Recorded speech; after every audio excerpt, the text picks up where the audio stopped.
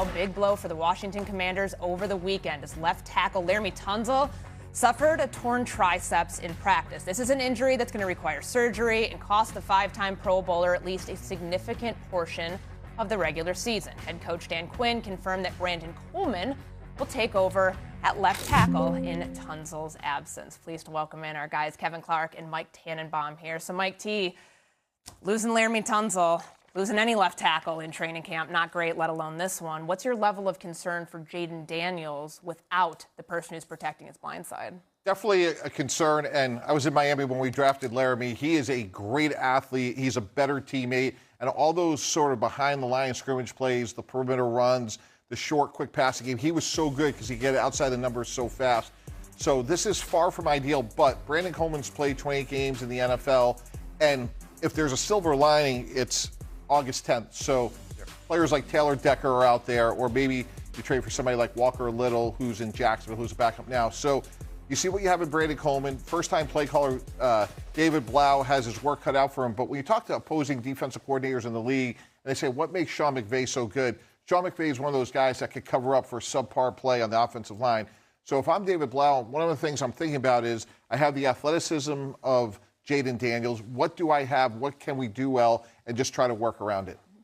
I was going to say, Laremy Tunsil, top 5 tackle in football by all measures last year, by pressure rate, by time to pressure, how much time it gave Jayden Daniels to throw. It takes a special GM to draft a player like that. Thank God Mike Tannenbaum is here with us. But listen, a tackle injury is the second worst injury a franchise can have because quarterback is first and tackle increases the odds that the quarterback gets hurt. And so this is a really big deal. This is a really big deal for a pivotal season for Jayden Daniels, where I think everybody's wondering when rookie year Jayden Daniels is going to come back. Well, last year, he was bottom 5 against the blitz by all measures. And teams know what to throw at him when he's healthy. Obviously, he's got to be healthy for him to get that rookie year form back. But I just look at this offense, and I see Jayden Daniels having to go into Superman mode. And if you're saying there's injuries on the offensive line, I talked to Jayden Daniels on Saturday. And I said, who's the most underrated guy on this team? And he said, it's a unit. It's the offensive line. And he's talked about Laremy Tunsil. And he waxed poetic about how important Laremy Tunsil is, his place in this league, all of that stuff. And then a couple hours later, we find out he might be out for the season. This is massive. It cannot be overstated. And it's the kind of thing, frankly, I thought the Commanders were going to be sneaky good this year. In that division, where basically everybody's got a case to be maybe at least okay when you consider the Giants, this puts them closer to the Giants than it does the Eagles and the Cowboys. Okay. I would just push back, Courtney, on something that Kevin said, which is... that you were a good GM? Well, there's certainly a few that would agree with that. But go back to the 49ers a year ago. It seemed like every 10 minutes they were losing one key player after the other. And then you look up at the end of the year, they won 12 games, right? Mm-hmm. So all I'm saying is I don't think this is outcome determinative on August 10th. They did a lot of great things in the offseason.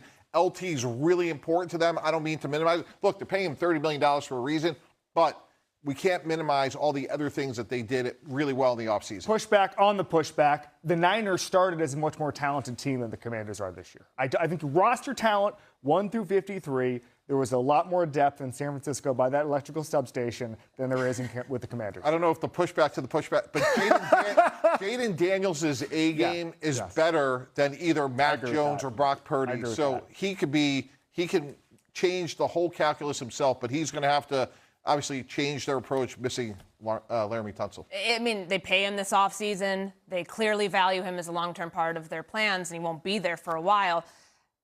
Seems like wishful thinking to trade for a left tackle in training camp. If you don't have a left tackle on your roster right now, I don't think many teams would be willing to give those up. We don't typically see that happen. But you said something about how this puts them closer to the Giants in their own division. Can they survive without Laremy Tunsil and be a legitimate playoff contender to get back into that race that they were 2 years ago? I have my doubts, and I was high on them going into Saturday's practice when I saw this. And by the way, if you were there, it did not seem like a season-ending injury for Laremy Tunsil. Right. I mean, that was the most important thing. He went in the facility. It didn't look like anything. You know, some of those guys, you go in the facility, it's a bathroom break, and then they come out. It was that level of concern, which is about a 2 out of 10, and all of a sudden we get that update a couple hours later, which was frankly stunning if you were at that practice.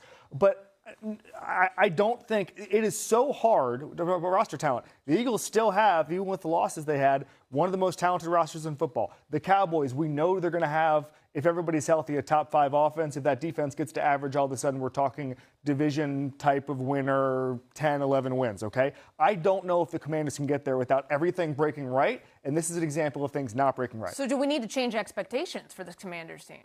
Not at all. And what's the definition of a franchise quarterback? Make those around you better. And again, maybe this is not the right analogy, but every year we talk about Patrick Mahomes and, they're missing X, they're missing Y. And I'm not saying Jayden Daniels is Patrick Mahomes, but what I am saying is 2 years ago, he did have 31 total touchdowns, took his team to the Final Four. We've seen him elevate multiple programs going back to college. So, again, Courtney, this is not ideal whatsoever. Teams tell you what they think of players by how much they pay them.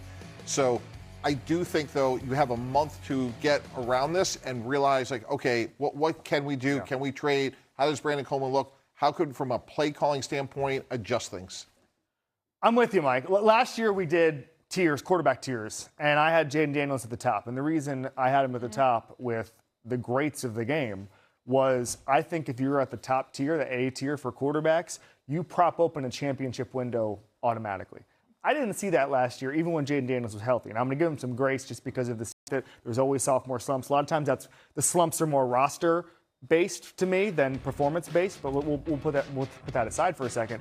I would love to be surprised by Jayden Daniels this year and get back to that form where I have him in the A tier of quarterback tiers. I just think I look around this division and I see a floor raised with the Giants. I still think they finished third in the division in Washington, but I just don't see how they bridge the gap with Philadelphia and bridge the gap with Dallas. I just don't see it. And I'll tell you, if the three of us were drafting the 4 quarterbacks in the NFC East, I'm still not so sure we wouldn't draft him 1, maybe 2nd overall of those 4 quarterbacks. 2nd. Dak's still number 1.